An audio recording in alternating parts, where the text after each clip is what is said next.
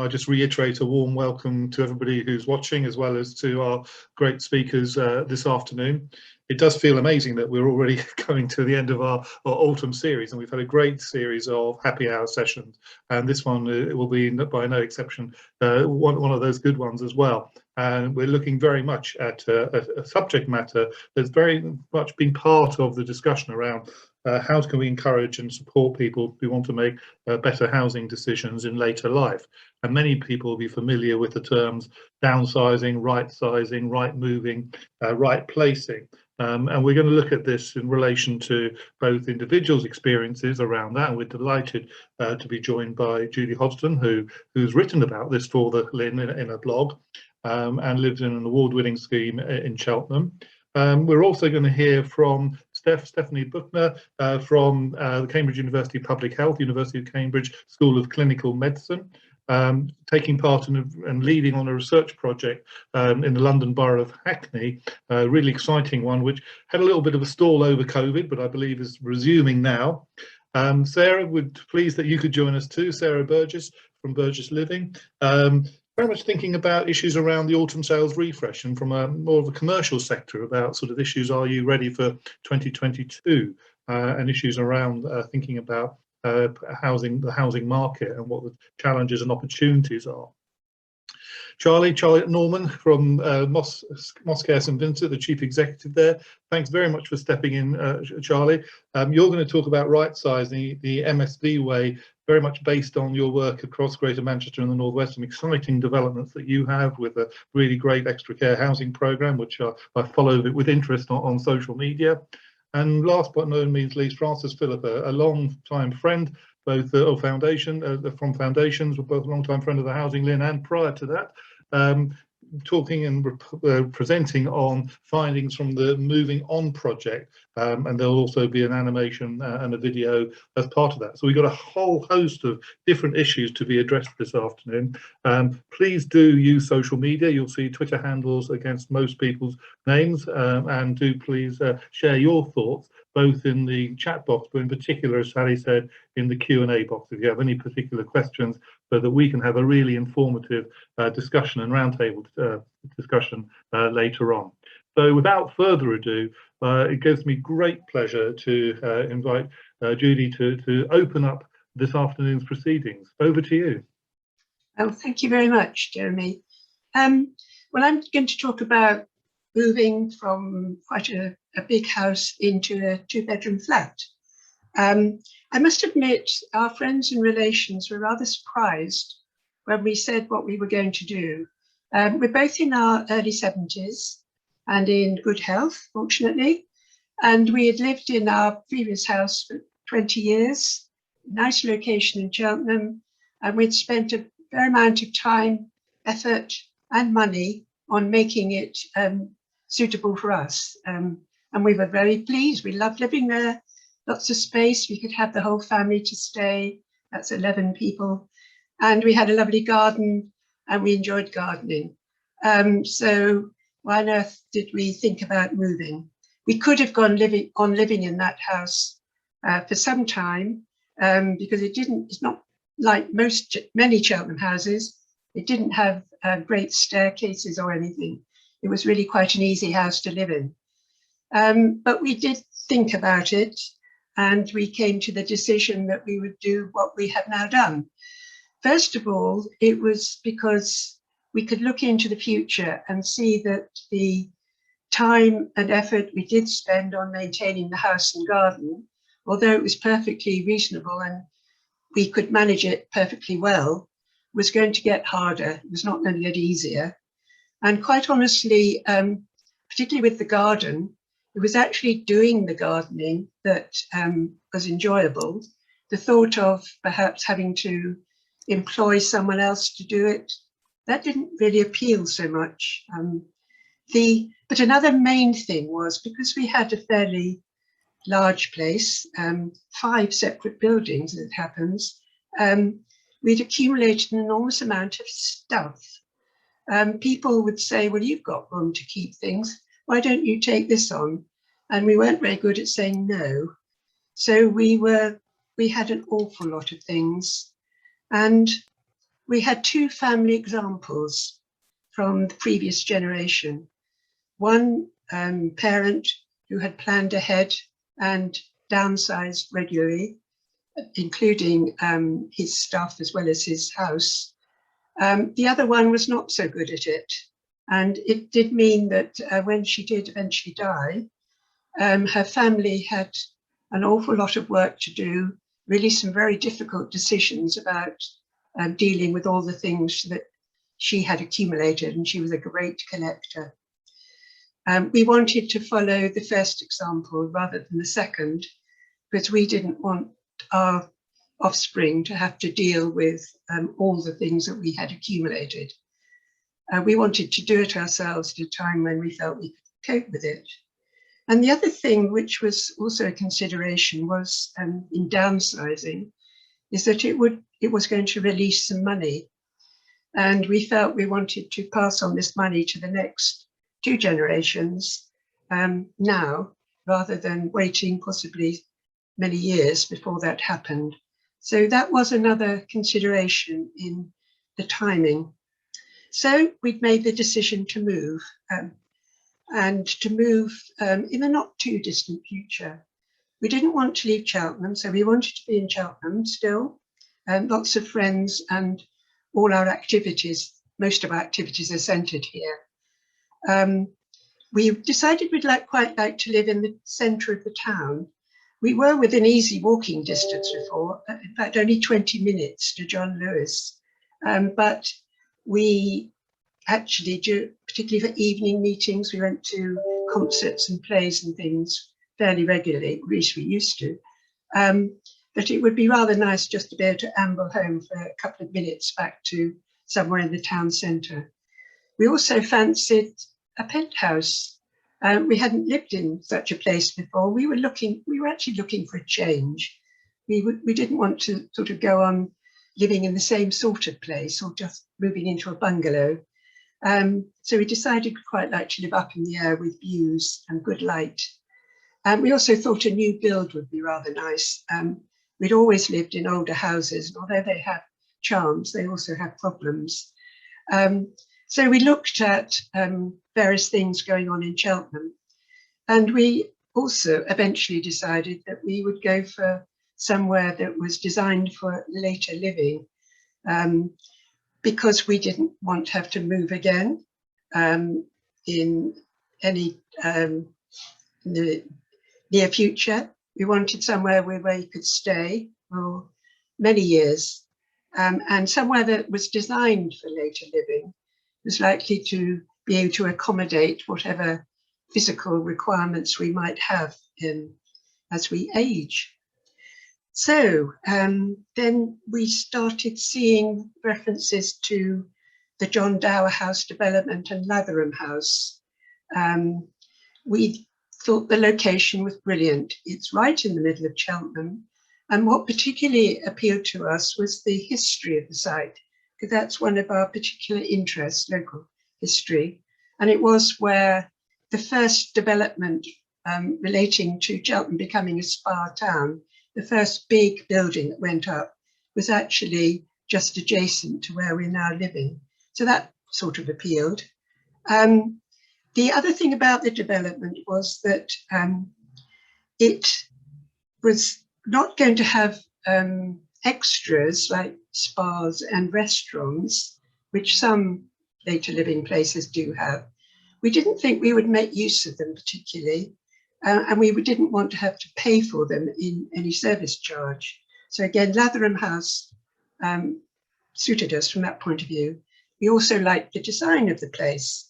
It's not a monolithic block of flats. It fits very nicely into the location it is, which is, you hardly notice it actually if you're in Cheltenham. Lots of people just don't know it's there.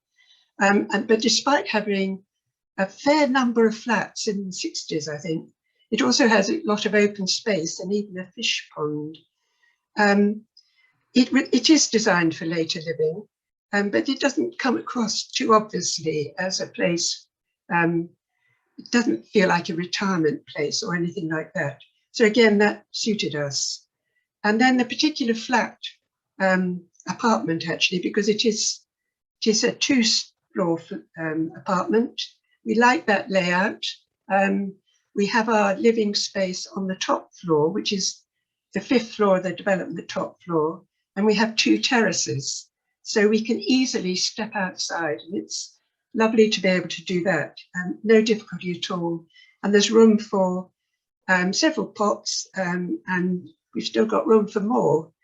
And the views are just tremendous. We can see all the hills around Cheltenham, and the light in particular is really sort of uplifting, and that's really quite an important thing for us. So we decided, because we were just about first through the door to choose a flat, we could choose the one that really appealed to us, and it was the one we're now in, and there's no other one quite like it. That's the other thing about Latham House. There are a number of different layouts and designs of places, so it doesn't feel too much like a, I don't know, hen house or something. So we decided to buy. We are very fortunate in that we could afford to do that before selling our house. I know not everybody is in that lucky position. We did get some help from the Cumberland Building Society, who gave us an interest-only loan, and they are prepared to lend to older people, which was very fortunate because most building societies and banks don't. So we bought the house and we acquired it. It took a bit longer than might have done because of COVID, but we bought it in July last year, July 2020. We had no plans to move in straight away. We had 3 years, in fact, before we could no longer claim back the extra stamp duty we'd had to buy because it counted as a second home. But in fact, we decided quite soon that we would go ahead and move in. And it was a good time to put our house on the market. And we then set about the dreadful task of downsizing.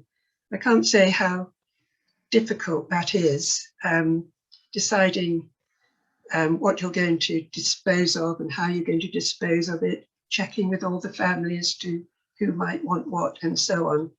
But eventually we had over a year to do that, which it sort of worked, though we still went on after we'd moved in here. So we moved in here on the 16th of August this year, and so far very, very happy with our decision. Don't actually miss the garden, which even surprises me a bit, and definitely surprises people who know the garden we had. But there are compensations. As to expense, there is extra expense because of the service charge. We're also making a lot of savings. We've gone down to 1 car, and in particular, this building is so well insulated that we haven't even turned our heating on yet, and can't see when we might have to do that. So altogether, we're happy that we've done it, and lo and behold, some of our friends and relations have started thinking about doing what we've done. Thank you. Judy, thank you very much. That was absolutely fabulous and a really great way to kick off this afternoon's happy hour. There have been lots of interesting comments and posts in the chat box, including somebody, Sally, referencing your guest blog for the HousingLIN, and I'm sure a lot of people will be really interested in reading that further. And we've also actually, as it happens, got a case study by the architects setting out setting out some of the design characteristics that you described as well so eloquently. And I know Emma, who's on the call, might also post some things in the chat box from her experience as well. But thanks ever so for kicking off. And we're going to move on now to Stephanie Buckner, who's going to give a slightly different perspective, very much based on a social housing model. So Steph, are you there? Yes, I am. Can you hear me all right? Yes. Perfect, yeah. Okay, just getting my slides set up. Okay, all right. Thank you very much, Jeremy and Judy. That was really interesting to listen to. So I'm going to talk about a research project on rehousing older social housing tenants. The study is work in progress, coming to an end shortly. It's funded by the National Institute for Health Research School for Public Health Research. The focus is on 4 different rehousing schemes for older social housing tenants, which we define as 55 years plus in the London Borough of Hackney. It's a collaboration with Sheffield University and with Hackney Council. We all know that appropriate housing is fundamental to health and well-being. Rehousing schemes are an important means to support older social housing tenants to move to more suitable homes. Now, in Hackney, over half of residents, namely 57%, aged 65 plus, are social housing tenants. So there is really big potential for rehousing schemes to reach a sizable part of Hackney's older population. So these are the rehousing schemes that we're looking at. 2 of them are run by Hackney Council. One of them is a downsizing scheme. That means, as you all know, that people choose to move to smaller homes, and they are commonly existing properties. Then there is the Regeneration Scheme. That is what we call non-elective moves. People don't get a choice because commonly their housing estates get demolished and people need to move into new homes. They can be smaller, but they can also be the same size or larger than where they used to live. Then there are 2 schemes by the Mayor of London. One of them is called Housing Moves, where people choose to move to properties across Greater London, so they don't stay within Hackney. And those are for people of all ages, whereas the Seaside and Country Home Scheme is an elective scheme where people choose to move to coastal or rural areas, and that is specifically designed for social housing tenants aged 55. Now, Hackney Council, we're asking the following questions. How can we optimise the rehousing experiences of older social housing tenants, and how can we maximise the desirable outcomes from those? We've translated that into the following research questions, namely, what motivates older social housing tenants to move through a rehousing scheme? How have they experienced the process of moving? And what have been the health-related outcomes of their moves? The aim of the study is to inform efforts to improve rehousing schemes and their outcomes and make them attractive to older tenants. So this is how we went about our study. Aside from looking at the literature and various documents that we could find, we did interviews with what we call practice-based stakeholders, so relevant practitioners. We did a survey and a photography project with older tenants who have moved through one of those schemes. And we did interviews with older people who we call non-movers. So those were people who were originally interested in moving, but then for whatever reason decided against it. Here are some of our preliminary findings. So these are from the interviews with the practice-based stakeholders. So in terms of motivations and incentives, the schemes are designed to offer tenants a lot of flexibility and choice, but at the same time, there are discrepancies between tenants' preferences and homes that are on offer to them. And a shortage of suitable properties for tenants to move into is a real problem. Tenants are also given financial support and practical help. This varies across the different schemes. So examples include downsizing payments or help towards the cost of new appliances. In the process of moving, tenants are supported by frontline staff who put much effort into building a trusting relationship with them and who support them with the practical aspects of their moves, such as organising a removal company, for example. Outcomes from moving for people have been mixed. Now, some tenants have really benefited from moving into more suitable homes and closer to their family, but others have experienced a disruption to their social networks and really some of them quite severe loneliness. We've also done a survey with people who have been rehoused. We had 800 people who we sent the survey to in the post. We've had, unfortunately, quite a low response rate, only 75 valid responses across the 4 rehousing categories. All sorts of things interfered, COVID, a bit of survey fatigue, we were told as well. So this is what we got: 20 responses from the downsizers, 38 from the regeneration category, 2 from Housing Moves, which is also the smallest scheme, and 15 from Seaside and Country Homes. So we asked people about the process of moving and what worked out well for them. So what we see here is the grey boxes at the top. Those are the 4 different rehousing schemes. And down on the left, we have the most common answers that people gave us. We are quite aware of the small numbers, but it still gives us an indication of what the sort of issues were. So for people in the downsizing and the seaside and country homes categories, most commonly mentioned was that what worked out well was support from professionals and agencies. People in the regeneration category appreciated the assistance they got with the removal process. The housing moves, again, we had very few answers there, but communication was mentioned very positively. In terms of what was difficult, across 3 of the 4 categories, so all except for the regeneration category, people mentioned challenging experiences of professionals and agencies that had been involved. Some of them really had quite difficult experiences there. But encouragingly, in the regeneration category and also in the seaside and country home schemes, people said that not much or actually nothing was difficult at all. So that was quite an encouraging response. We then explored in the survey the health-related effects of moving.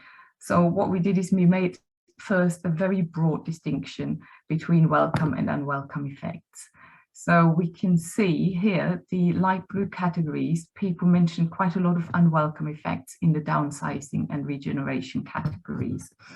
And if we look at this in a little bit more detail, what was most commonly mentioned there was, first of all, people talk very broadly, very generally about unwelcome health-related effects. So this could be things like moving had made an existing health condition worse for them. Or also they talked about challenging features of the new homes that they have moved into. For example, all of a sudden they found themselves in homes with poor ventilation or with additional stairs to climb. Very interestingly, people who had moved out of Hackney and out of London altogether through housing moves and through the seaside and country home schemes mentioned no unwelcome health-related effects at all. Now, people did also mention welcome health-related effects. So these are the dark blue boxes here for the different categories. And across all the 4 rehousing schemes, people talk very, very broadly and generally about positive and welcome health-related effects. People were saying things like, I feel much happier here, I wish I'd done this years ago. In the downsizing and regeneration scheme specifically, people mentioned health-enhancing features of their new homes. So, for example, a garden was a really popular one, where they had moved to, people all of a sudden had access to their own garden. In the housing moves and seaside and country home schemes, people most commonly talked about very welcome and health-enhancing features of their new environment. Clean air and less noise was a really important category there. We then did what we call a Photovoice project with tenants who'd been rehoused. So that means we gave people cameras. They took photographs that for them captured their experiences of moving, and then they talked to us about their photographs in an interview and in a group discussion. And those photographs are going to be displayed in an end of project exhibition. So we had 9 participants there. That was 1 downsizer, 5 people who had moved through a regeneration scheme, and 3 people who had moved through seaside and country homes. So here are just a few snippets to illustrate the kind of findings we got. This is from a male participant in a regeneration scheme. So he had no choice about moving at all, but it's actually worked out really well for him. So he talks about his motivations and says, that flat was one of the first to be demolished. We were eventually transferred to this new build. Regarding the process of moving, he says they, the council, supplied vans and everything. It was quite well planned. We moved in quite easily. In terms of outcomes, it was a dream really to move into a nice, comfortable place, lots of light. There wasn't damp or whatever, or water running down the walls. Then we have someone who moved through the downsizing scheme, a lady. She had a choice. She did move, although she moved reluctantly because she felt she wasn't really well placed in her existing community anymore. So her motivation, she says, I didn't really want to move. I felt that my presence wasn't very accepted by some people in that community.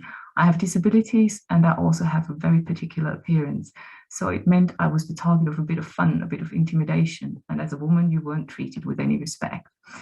In terms of the outcomes of her move for her, she says, it has not done for me what I thought it might in terms of improving my quality of life. Hackney seems to be quite a young person's borough now. Some of the older people are getting a little bit left behind. But what worked out really well for her was her garden. She says, my garden, that's really the only thing that has improved for me. She was very proud of that and took lots of photographs of that for us. And then, very different case, a man who moved through seaside and country homes all the way down to Exmouth, and his wife with a disability. So his motivation for moving was mainly related to his wife, actually. He says, my wife, she felt like a prisoner in Hackney. She actually spent the last 4 years in her bedroom. She just grew to hate the place. To me, I just felt I was getting more and more hemmed in, becoming less of a person. Stress levels were going through the roof. Here, I just feel like a human being again. And then he talks about the sunset, which he really loves about his new place where he lives. The sunset is looking directly down the road. They're unbelievable. They're some of the best in the country. Finally, we have an example of someone who decided not to move, although she was very much interested. This is a lady who actually used to work for Hackney Council as a housing officer. So her daughter moved out of her home, which is a 2-bedroom flat, and she and her husband stayed there and found the flat had become too big, so it had become difficult to manage, and they planned to downsize. They looked at various properties and they found all sorts of things that they didn't consider suitable. So there were lots of stairs and more stairs, and it was damp. Some of them were dim and narrow and noisy. So at one point, this lady actually said to a housing officer, she pointed out the problem. She said, there's dampness there, and the housing officer replied to her, you're being too fussy. Then her husband died. The lady carried on, but less proactively with her attempts to downsize, but then she paused and she gave a couple of reasons for that. She said, I've been here 42 years.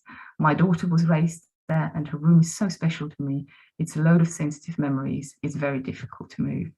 I will have moments when I think this moving is too much. I just cannot cope with this sort of thing anymore. So to summarize the key issues for her, she was shown property she considered unsuitable. She didn't find the housing officer very helpful. She has a very strong emotional attachment to her current home, and moving is really daunting and can feel quite overwhelming at times to her. So to summarize our key points so far, we have to make a fundamental distinction between elective and non-elective moves. So not all tenants had a choice about moving. Different kinds of support for the rehousing process are available, such as financial support or support from professionals, and they are valued by tenants across the different schemes. But there is scope for improvement, for example, around tenants' experiences of professionals and agencies that are involved in the rehousing process. The outcomes for tenants are mixed, so there is no apparent pattern of welcome or unwelcome outcomes based on whether tenants chose to move or whether they had no choice. There's an overwhelmingly positive evaluation by participants who had left Hackney or London through the Housing Moves or Seaside and Country Home scheme. The rehousing experiences of people are complex and diverse, so there's a need to ensure that rehousing schemes maximize responsiveness to individuals and personalized support. And last but not least, we've done this project in Hackney, but we can already see there are lots of findings in there that will be relevant far beyond Hackney. Thank you very much, and do please contact me with questions in the chat and also get in touch with me later. Well, Stephanie, thanks ever so. That's really interesting. And in particular, I was struck by sort of the health and well-being aspects, which I'm sure is partly why the public health aspects are really important, and what that impact has on people's sort of longing and belonging to the communities, but also the physical fabric and social networks they have. Again, so has some parallels with what Julie was saying in terms of her own social networks as well, albeit from a social housing perspective. And again, touching on both the non-elective and elective moves, you know, so the choice-based moves and one where it may have been part of a management transfer or other form of process as well. So let's try and unpick that again later, but that was really excellent. Thanks ever so. And I see in the chat there's sort of work being done in Manchester and other locations as well, which may be completely relevant and some parallels from that. So please, if I could just remind people, do put questions into the Q&A box, and I think one or two have appeared in the chat, which we will touch on. But I want to sort of move on now to Sarah Burgess. Sarah, thanks ever so much for joining us. Again, you've written a guest blog for the LIN, which we published yesterday, and we're looking forward to really your insight around the state of the market and also things to be thinking about in terms of right sizing and moving in later life. So over to you, Sarah. Thank you very much, Jeremy. And thank you to Steph and to Judy as well this afternoon. I'm just going to share the slides and I hope you can now see them all on your screen. So my name is Sarah Burgess and I am a director of Sarah Burgess Living, which is a bespoke consultancy for the later living sector. I've got 20 years experience in the sector and I was a director of Retirement Villages Group for the last 15.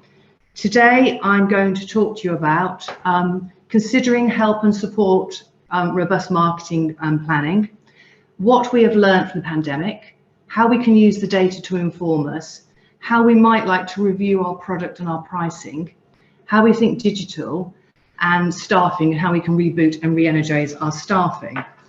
So to start with, let me talk to you a bit about the pandemic and the data. What have we learned? From early 2020 or late 2019 for sure, no one could have predicted the effect of the pandemic. So it's vital for every business in every area to have a robust continuity plan in place. For this year, it's got to be about reviewing the latest data, location by location, forecasting and budgeting, and from there combining your in-house knowledge with your external partners, along with the national data, allowing you to plan around this year's KPIs. But I think we need to be prepared for different scenarios. So what does the new norm look like? Back in 2020, most of us reduced our marketing spends in line with the pandemic and lockdown. But now that it's time to reconsider. We know from research carried out by RBG that 1 in every 8 over 70-year-olds are looking to downsize as a result of the pandemic. We also know there's an opportunity through different tenures, DMF, and rental models, which are giving the potential customers the choice that they desire. The length of stay for a customer will vary depending on their choice. The traditional leasehold sales model is around circa 8 years, whereas the emerging rental model is suggesting a shorter length of stay with a slightly older cohort. I now want to talk about pricing. An agile pricing policy having the ability to reappraise and refresh in line with the housing market and national trends is vital. Always consider your supply and demand. Reports recently from Carterwood show that prices have increased year on year by 5%, with sales rates, interestingly, increasing by 2%. We know that the number of old people over 80 will double in the next 10 years. Off-plan sales. This is so important to keep the sense of urgency with off-plan sales. The best way, and it is only my opinion, is to only release a select number of properties at any one time. Recent surveys tell us that operators are currently achieving 25% plus off-plan sales prior to the completion of their schemes. So it's important to celebrate your off-plan sales through good PR, creating that sense of urgency. Stock. Review and refresh regularly. You may have stock still available from, say, 2019. Review the condition, the aspect, the price on an individual basis. We've all built those apartments that offer a better outlook than we envisaged initially. And once you see them, you can refresh and review your marketing strategy. Use your marketing events to help attract fresh inquiries. My general rule is 4 key events per year post-COVID, combined with smaller private events and tours on a one-to-one basis. Product. Is your product what the market is wanting post-pandemic? A recent survey from Financial Reporter has given us new indicators of what the customer wants. The top 3 requirements are: 1, garden or outdoor space; 2, smaller square footage; and number 3, connectivity, strong broadband and mobile signal. To my mind, there are 2 models which are both very attractive to different audiences, offering choice of the DMF, tenures and rental. Designing with your residents in mind, considering connectivity and usable communal spaces. They are the rural traditional retirement communities that we've seen built over the last 30, 40 years, with a central clubhouse, with apartments, cottages and bungalows, normally in landscape grounds in a village or a rural location. And the second being, and more in line with Judy's Cheltenham property, is a town or edge of town with a greater potential for social interaction within that community. But these customers are also looking for outdoor space. So they're looking for the roof gardens or the patios or the balconies. Once you've reviewed your product and pricing together with your marketing campaigns, it's always a valuable experience to carry out a mystery shop, which when first mentioned can sound daunting. But if explained properly, it is a real benefit to the sales team. 1, it will highlight success and very good practice. 2, it will identify those training needs. 3, it will recognise areas for improvement. And finally, remember, for those returning from home working, it can offer a very, very good refresher. Digital. Wow, we've definitely seen a mindset shift, with the target audience more happy to connect digitally and receive marketing collateral. This is not just the influence of as we saw, say, 5 or 10 years ago, but it very much is now as the end users. And I'm delighted to see more and more operators offering IT startups for those residents that would like some training on iPad, FaceTime, Zoom, etc. There is a PR opportunity here. Think PR, think the opportunity that the digital platform is providing you with, and allow yourselves to celebrate. Naturally, within your marketing strategies, there is an important balance between digital and print media. Please do not switch off your print media. It is a vital part of your marketing, but there is an opportunity to reduce. Naturally, digital marketing is easier to monitor and understand the return on that investment. I now want to talk to you about staff. Staff are key. Good staff are absolutely invaluable. Staff have been through tough times, many additional hours, extra worries both in and out of the workplace. Staff have shown huge resilience during the pandemic over the last 20 months or so, but potentially at a cost. You may have lost 1 or 2 personnel, but sometimes change is for the better. But listen to your staff, support on a one-to-one basis, encourage that feedback you don't really want to hear, revisit the roles, hours of work, be adaptable. My motto has always been happy staff, happy residents, full house.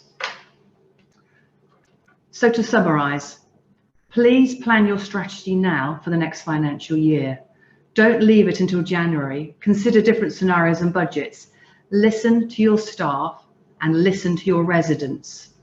I was on a call recently and a gentleman shared a quote which really resonates with me, and I'm going to reshare it today if I may, which is, provide what the resident wants and not what you think they want. If I can finish by giving you my 3 top tips from today, they would be: 1, please think consumer. 2, listen to your residents and staff. And 3, do plan for several scenarios. And thank you very, very much for inviting me to join you today, Jeremy. Well, and thank you for your top tips. Those are really good. And I also liked your happy residents, happy staff, full house. Well, that was a really good, punchy statement. And I know Sally again has posted your blog in the chat box. And please do please encourage everybody who's watching to post some questions as well. I think it followed really neatly from the first 2 presentations. And thanks also for sort of touching on some of the challenges during COVID as well. That's something the LIN did some research with Sir Monica Trust to look at the impact of COVID for the retirement village and the extra care housing market, which I'm sure we can post in the chat box too if people are interested.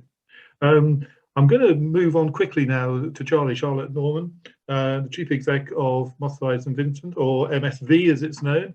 And Charlie, thanks very much for stepping in. I know you've done loads of great work over the years around housing for people in later life, and also got a very ambitious programme as an association. And I also believe we covered some of the work that you did in a very early HAPPI report when we were looking at some of the challenges around rural housing as well. So over to you. Thank you very much, Jeremy, and thanks so much to Judy, Steph and Sarah. Everything you've been saying has been resonated. I've been sat here going, yes, and I agree with that. So thanks very much for inviting me to speak today. I'm Charlie Norman, I'm Chief Exec of MSV. We operate across the Northwest, predominantly in Greater Manchester, and had a quick exchange with another Judy in the chat earlier.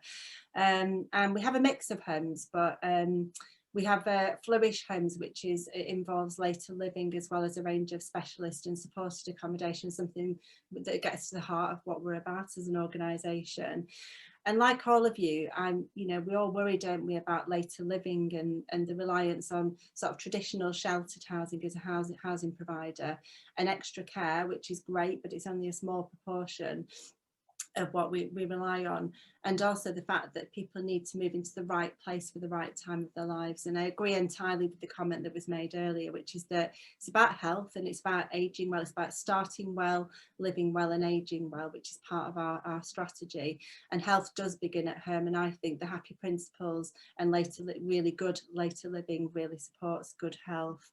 So our journey, we've been a provider for, going back to the 60s, and we've had a range of later living schemes across that time, including a fantastic new extra care scheme, which we've just opened in Manchester, which has been wonderful to see all the residents moving in. And it resonated with what Sarah said, that we moved people in during the pandemic, which was really difficult for them and really difficult for our colleagues involved. So hats off to them, they've been absolutely fantastic.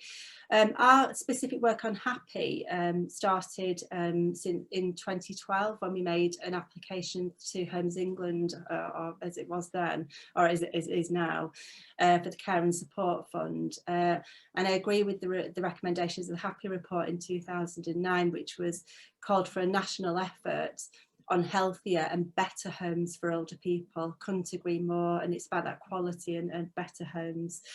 And I'm delighted to say that as well as our range of later living schemes and our new extra care scheme, we're now working on our 5th HAPPI principle scheme, which is fantastic. It's been absolutely wonderful to see people moving in, and massive credit to the team.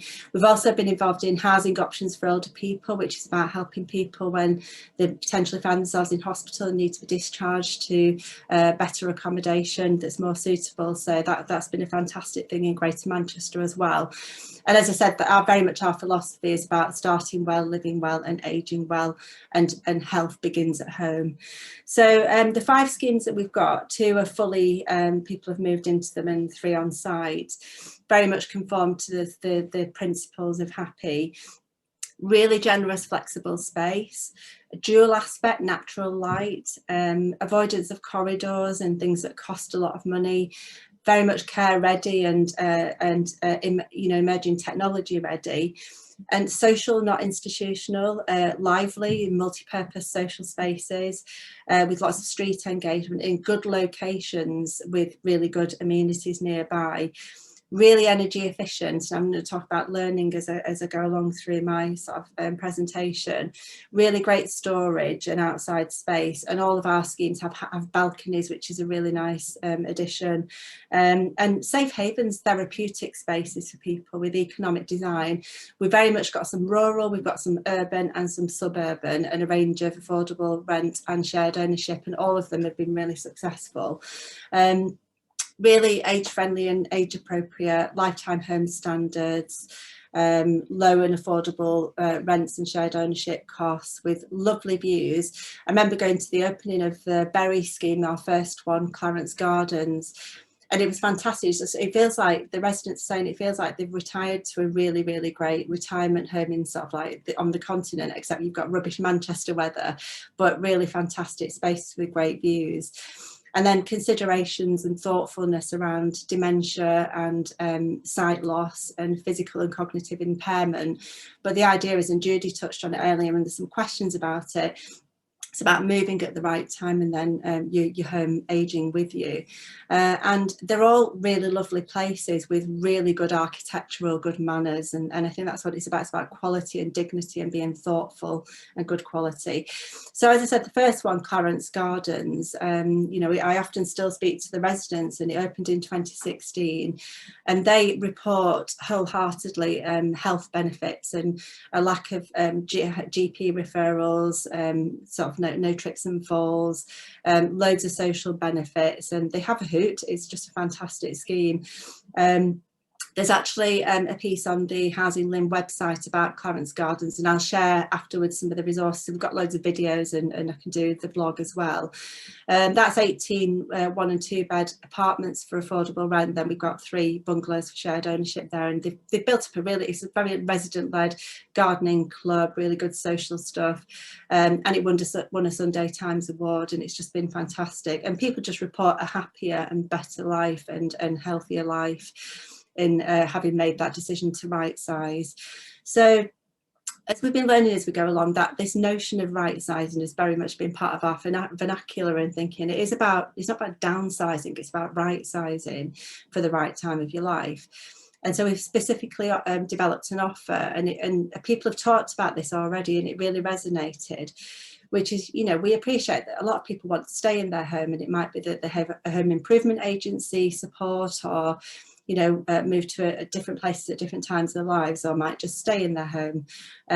But it's about making those choices and at the right time, and about making life easy. And some of the feedback we've had as we've gone along, both with the extra care work and the HAPPI work, is you know, that a helping hand would be good. So we've developed a right sizing offer, and we've got a specific staff member who works on this, a colleague who works on it, which is to help people with right sizing. And it can be an emotional process, can't it, moving in after you've sort of built it. Somebody put in the chat earlier about decluttering early doors, and the idea with the helping hand right sizing work is to help with that decluttering and recycling and selling things and deal with things, and looking at the admin, that, you know, some of that sometimes are scary for the best of us, isn't it, to deal with the admin of moving, especially if you've been in a place for a long time. And we've also got a £1,000 incentive for people as well if they're thinking about it for things like carpets and what have you. And we've partnered with a removals company to offer a free of charge removals service, because that is a real stress for people. So we've been doing more and more on that. We've been learning more about the sort of eco credentials of the schemes, and we're going sort of obviously fully net zero carbon with new schemes going forward, but putting things like e-bikes and e-cars into the shared vehicles into the schemes, the new schemes. And I think what we think is that there's a massive unmet met here, isn't it? You don't go from sort of like being in a family home to then extra care. There's a sort of unmet need.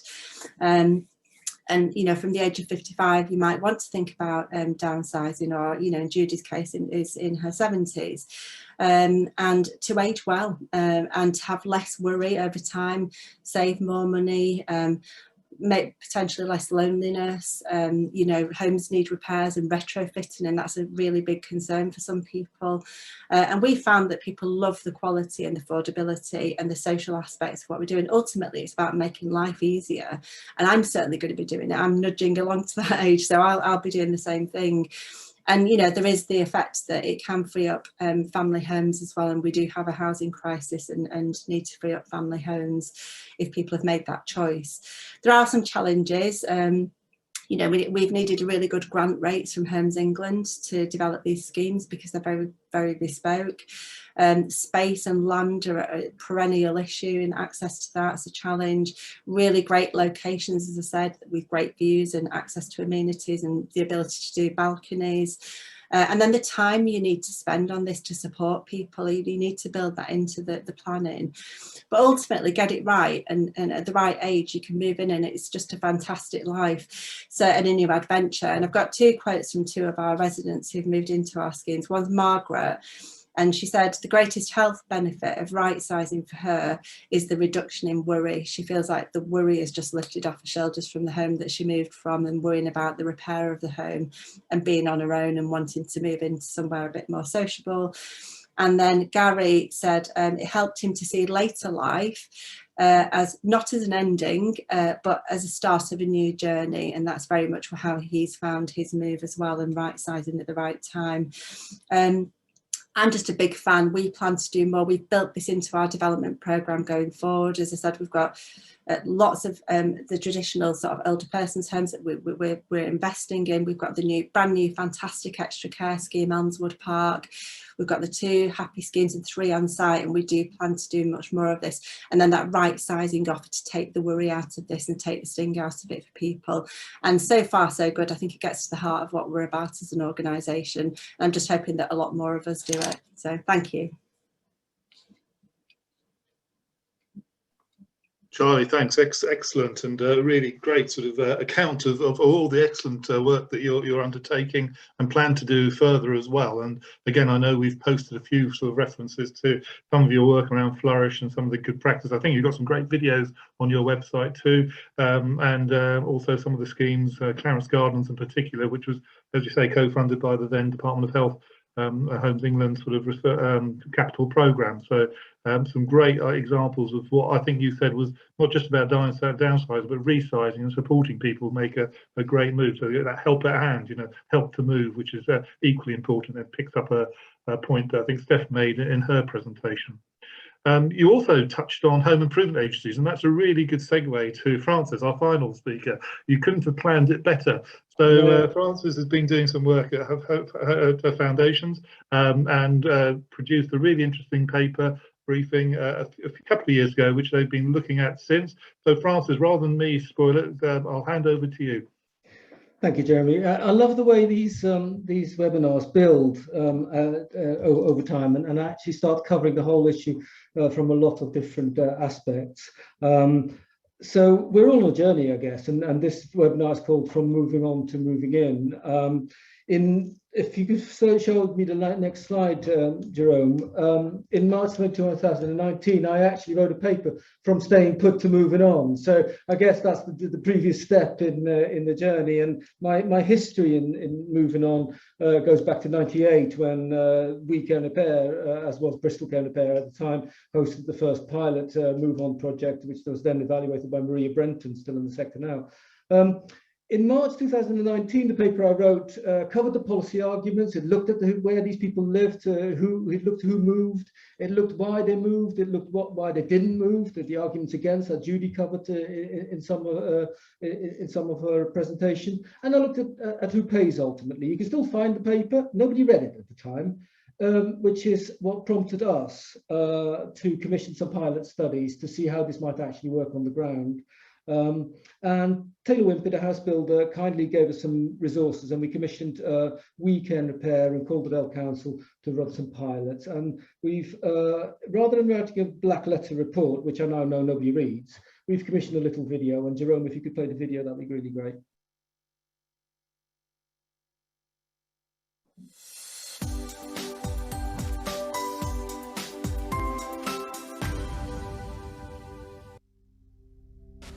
Meet Maggie. She is an independent 74-year-old woman who enjoys keeping up a social life and has a strong sense of independence, wanting to maintain control over her life and the decisions that she makes within it. Despite this, her arthritis and hypertension makes it more difficult for her to retain this independence in her home. But this is something that she does not recognise as debilitating, persisting that she does not need any help. Maggie actually reflects the majority of us in older age, as 94% of people are happy with their existing home. However, 28% of English homes are inaccessible and unadaptable. This means that making changes to your house to adapt to your changing needs is almost impossible. To respond to this in a way which helps people like Maggie retain their control over decision making in their lives, we ran some pilots to find out what would help people to explore housing options. Home improvement agencies and services providing home adaptations have the expertise to extend control to people whose home becomes unsuitable for them. And in this case, this project focused around moving on. About 50,000 people over 60 move every year. 40% of them are the tenants of private sector landlords moving to social housing. To help more people move, we must support them to explore their options. So here's what we did. The house builders Taylor Wimpey kindly allowed us to fund We Care home improvements in Bristol and Calderdale Council in West Yorkshire to provide tailored advice and support to people early on. In Bristol, the service provided caseworker support. This involved understanding people's circumstances, what they hope to achieve and how much support they might want. The caseworker would then take people to view places, help engage with removal firms, liaise with utilities, organise cleaning and divert subscriptions. If people didn't want to move, the caseworkers simply set out the options and revisited to see whether people have had further thoughts.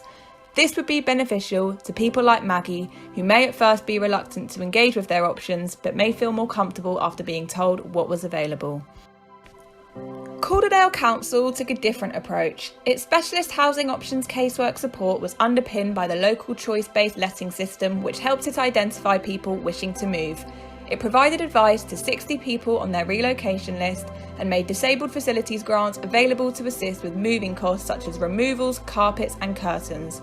Caseworkers were drawn from the Council's Homelessness Prevention Service, who helped to complete applications and changing service providers. In both places, the pilots helped about 50 people. In Bristol, of the 48 people referred for casework support, 38 were resolved, with 18 moving, 18 staying put and 2 dying. In Calderdale, half were provided with the DFG to move or adapt, and 12 to 15 were provided with a choice of alternative accommodation through the choice-based letting system. In both places, a housing option service has most success in moving people from their own home into specialist housing for older people, rented and part-owned. Fundamentally, even if the help that we provide is in the form of advice and then not taken any further by people, making them aware of their choices and supporting them to make these decisions is what we believe is the most important takeaway from this scheme. Whilst we recognise that moving on might not be for everyone, the important takeaway from this project is that it is about giving people choice. We'd like to make this service available to everyone, whether they choose to follow it through or not. This may include providing information and advice about the housing options available locally, exploring what hopes people sustain for their later years, finding the professionals needed, whether those are contractors or conveyancing solicitors and estate agents, and personal support through the inevitable disruption. What matters is that people's choices are respected and acted upon. We could all find ourselves in Maggie's position one day, so it's important that we are providing the choices and information early on to ensure that people can make as informed a decision as possible. Whether you choose to stay or choose to go, the whole point is that you make the choice.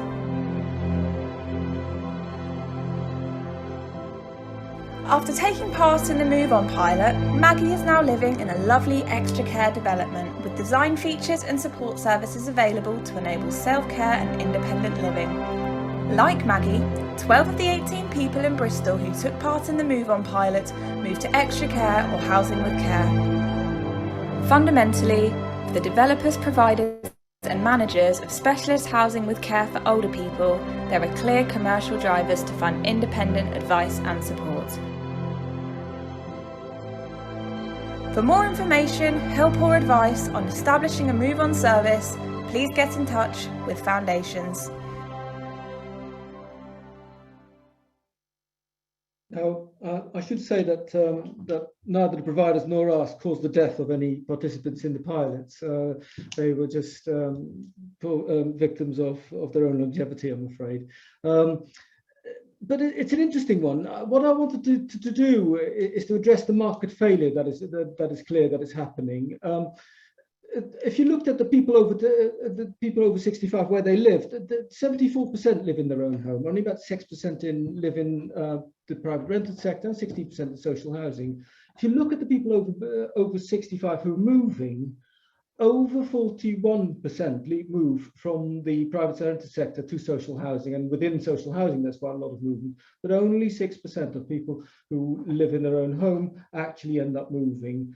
And if you then look under the bonnet of who moves, it's the relatively poor and the relatively prosperous who are unable to move by the current system. So there's clearly a huge market failure that needs to be addressed, and I'm keen that actually we start moving towards that. Next slide, please, Jerome. So I looked at who pays in that paper, and I had glorious ideas about that there was 4 sources of funding. There's local public health and social care strategies in terms of prevention, especially and combined with extra care strategies.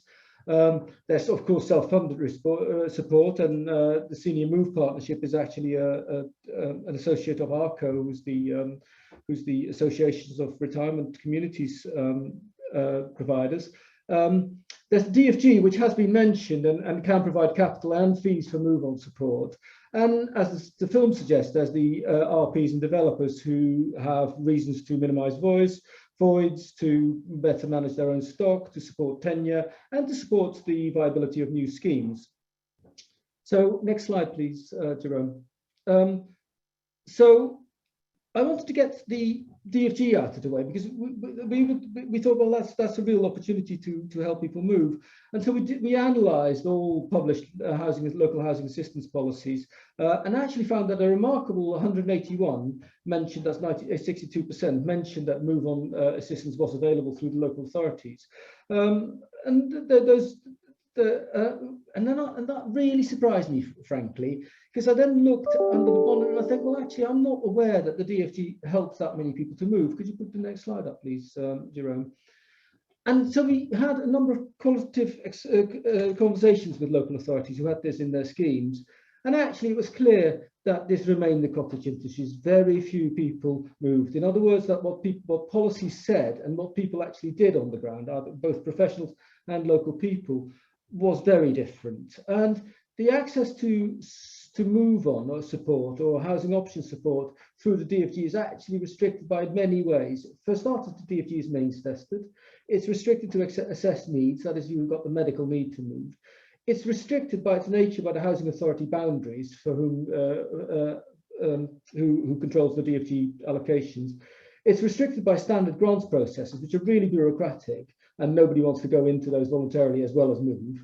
And then it's restricted by a culture that's in DFG services that enable people to stay put. Next slide, please, Jerome. So the reluctant conclusion I came to, and this is where I'm hoping that the discussion will go, is that I don't think local public health and social care is in a position to fund. They're under huge pressure, and the numbers of people that move are simply too small.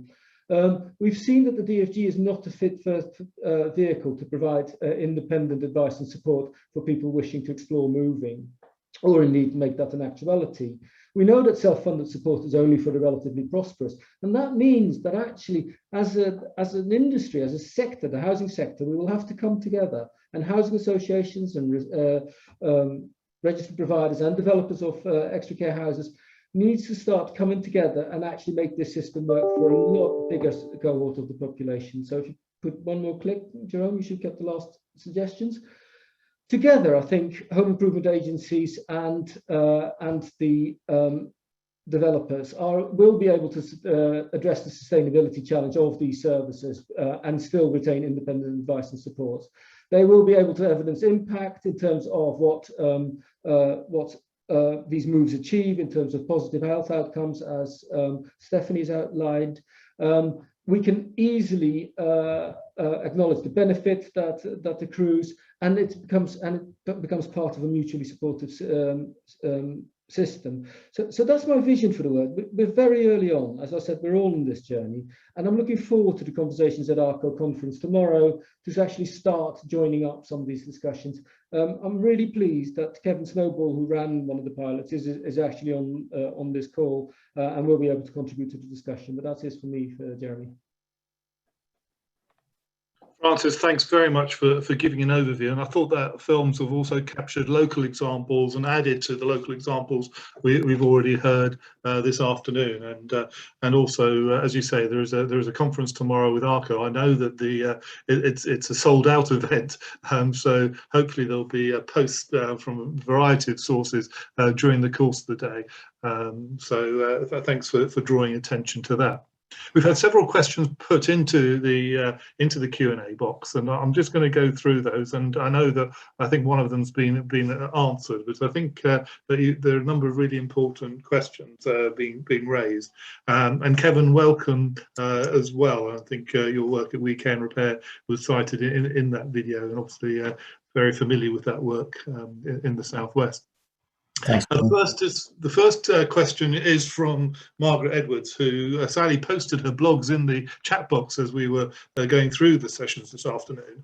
And she was interested, Judy, about your apartment and whether there's lift access. And I think it's not just about lift access. I think you said you lived in a penthouse, but whether there's lift access between the floors of your apartment as well.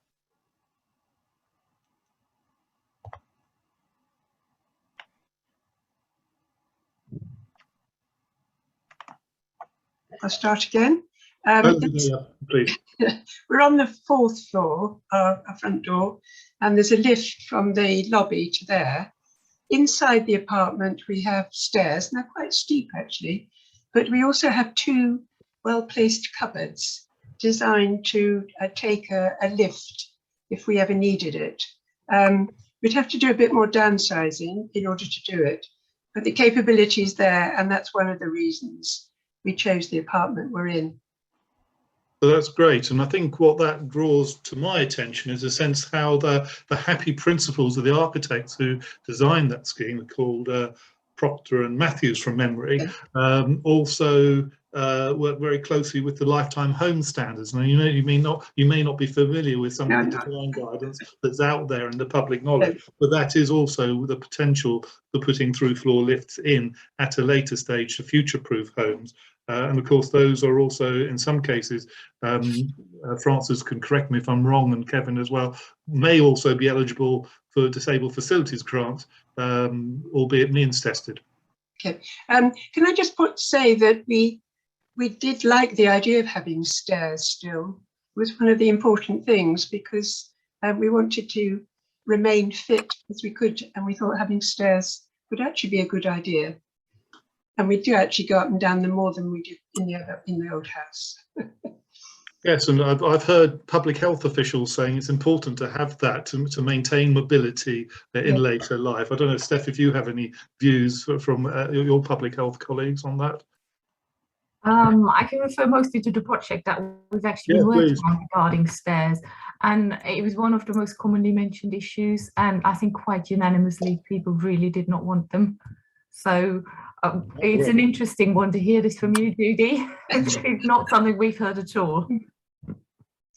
I'm going to come back to you, Steph, in a minute. We'll do it now, actually, because Sue Weston, again, who's contributed many blogs to the LIN, asked a couple of questions, and one of them refers to the HAPPI project. And she says, if people with care needs move into coastal or rural areas, does LB Hackney continue to fund their care? Is that something that you came across? Again, this is not something that we came across at all. In fact, among the demographic of our respondents, people who moved to coastal areas were really among the younger and more able older people. So people who could still look after the gardens, who wanted a garden, for example, people who didn't really mention care needs at all. No one did in those particular settings. And I think, from what I know, is actually one of the criteria as well for being allocated a home there, that it doesn't go by medical need. In fact, that people should be prepared to perhaps have to use stairs and perhaps have to look after a garden. So that is a consideration for people who want to move to those properties. Well, thanks for that. And I think anybody else have any thoughts about people moving out of borough, perhaps? Got any sort of experience from that?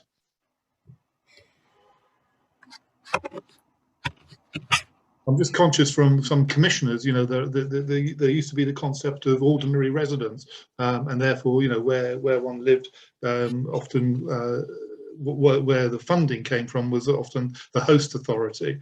But I know since the Care Act, things have changed slightly. Okay, if there isn't anybody who can immediately answer that, I'm sure we'll come across that either in the chat box or we can answer that subsequently. Now, it's lovely to hear from Jane Minter. Known Jane for years, and again, done a lot of work on issues around advice and information services in the years, and also some work at the Department of Health. So great to see you, that you're with us. And she asked some great examples to help older people to move home where appropriate. But a real telling question, how can this be made more mainstream? Can I come to you, Charlie? Yeah, certainly, thank you. I think it is a really, really good question. And as I said in my presentation, it just seemed to us to be the biggest learning point as we were going through the whole process of the extra care scheme and also the HAPPI schemes, that the thing that people were most worried about and that put them off was the stuff that Judy was talking about as well, and a few of us have talked about. It's that decluttering, that process, that emotional process of going through right sizing or downsizing, which actually needs a lot of care and support. And just that practical stuff, you know, that if you've lived in a certain, you know, your home for so many years, then it's really difficult, isn't it, and intimidating to go through that process for all of us.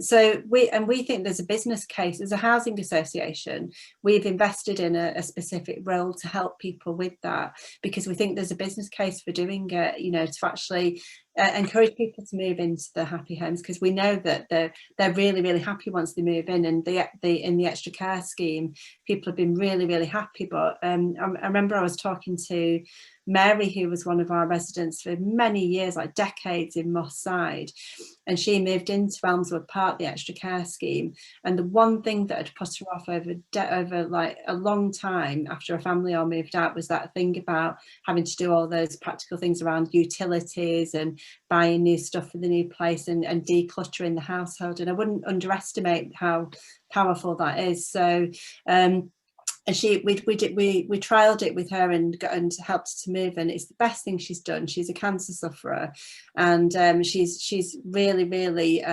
benefited from a health perspective and feels so much happier.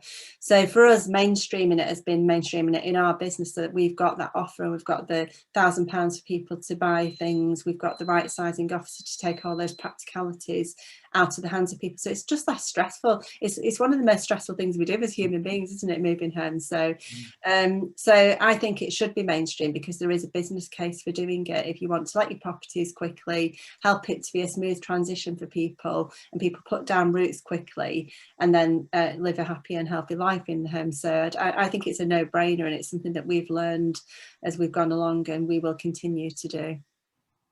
Thank you. And Sarah, I was wondering if you had any thoughts, especially after what Julie was saying, is that, you know, the last time I think she said she moved was 20 years ago. In fact, that's relatively recent for many. Often it's 30, 40 years. So have you got any thoughts about that sort of help to move package? Yeah, with Retirement Villages Group, who I can obviously talk about, we used to, or they still do, I believe, work with Senior Moves, which is a partnership. There's several companies out there, there's more than one, that will help you relocate, and you can do it as an incentive as the retirement operator to help that customer declutter, send furniture to auction, pack up books, decide, you know, have a furniture plan for their new apartment. And that really does take the stress out. If you leave them on your own, you're likely to have a cancellation. Yeah. People really want the support.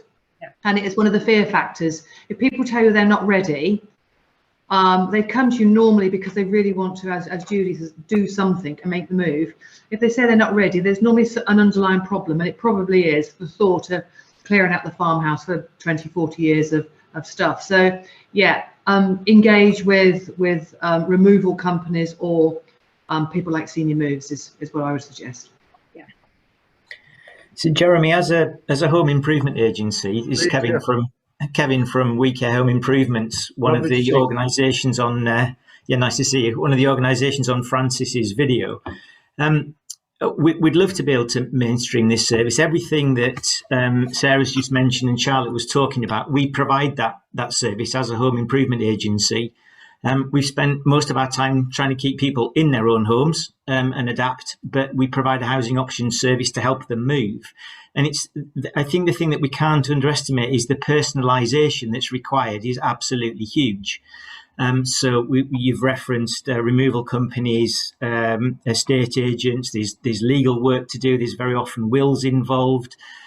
But also, if people have got the means and the wherewithal to do that, they still have all of those stresses, but at least they've got the financial means. An awful lot of the clients that we deal with, the majority of them do actually end up in extra care facilities.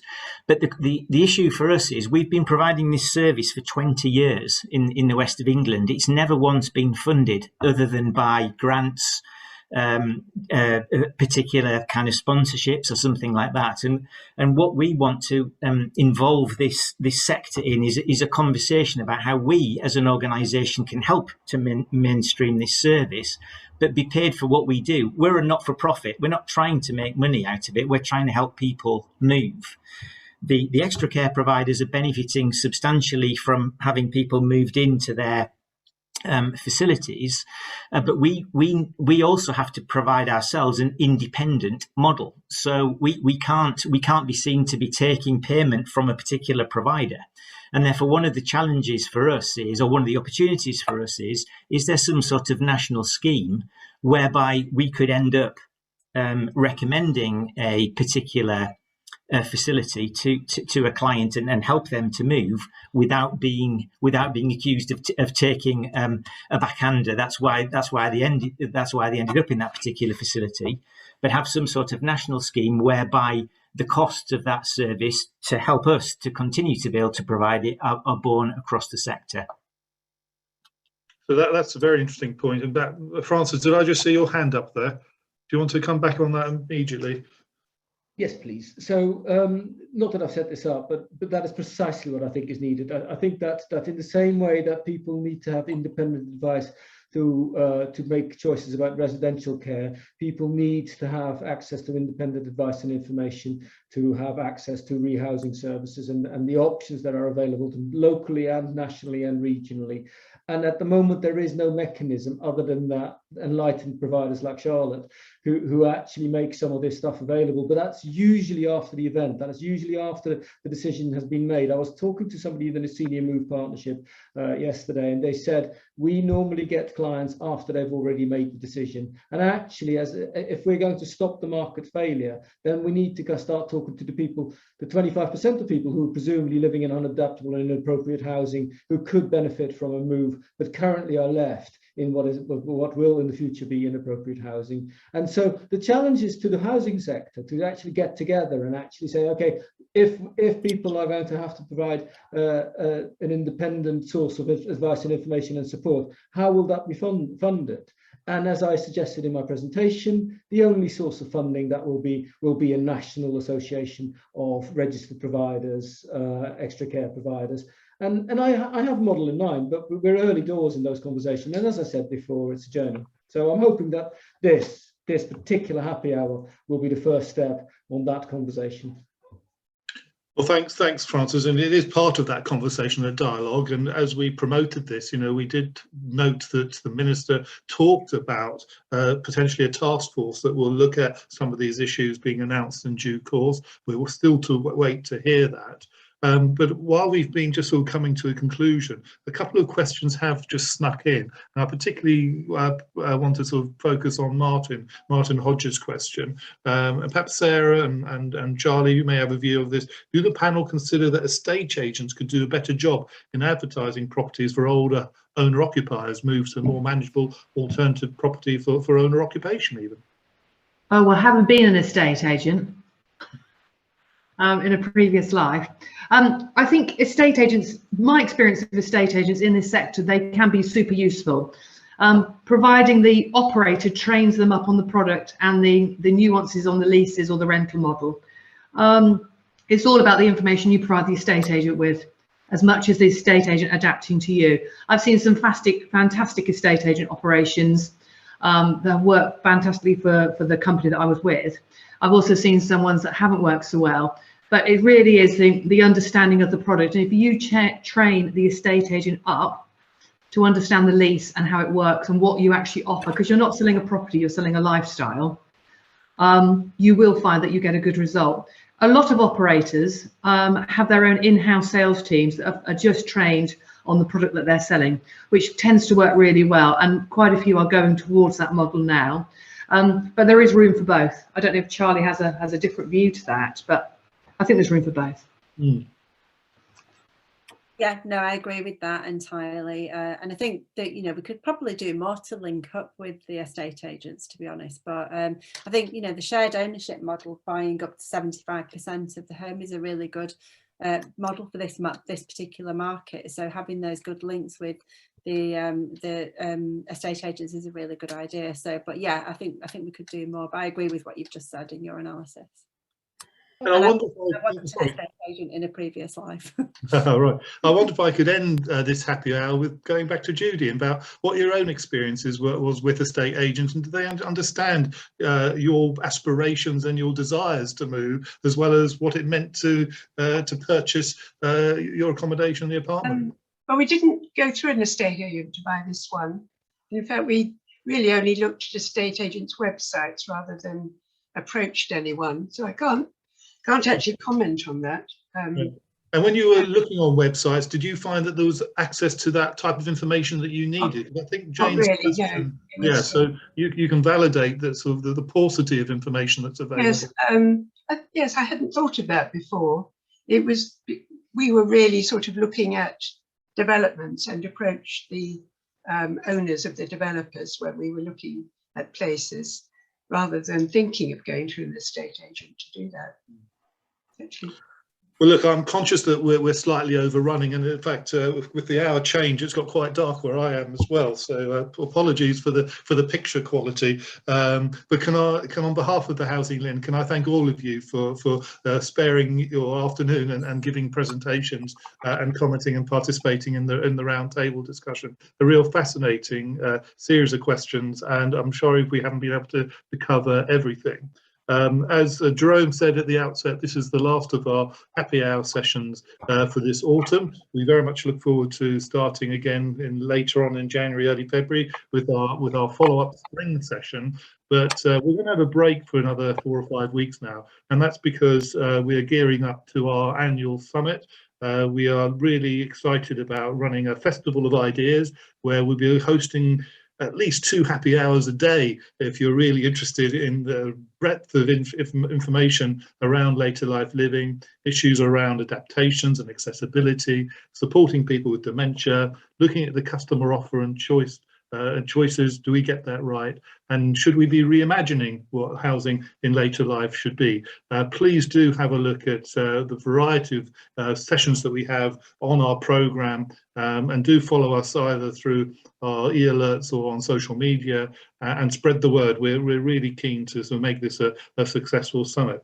We're going to log off in a moment. I want to thank the team behind the scenes who've been posting a lot of information and answering queries as we go along. Thank you for your time. And when we close this afternoon's happy hour in a few seconds or so, please do comment and give us your suggestions and feedback on how you thought this afternoon's sessions went. So on behalf of the HousingLIN team, I very much hope you can join us the week of the 6th of December for our kickoff for the summit. In the meantime, thanks again, and look forward to seeing you on screen and perhaps in person next year.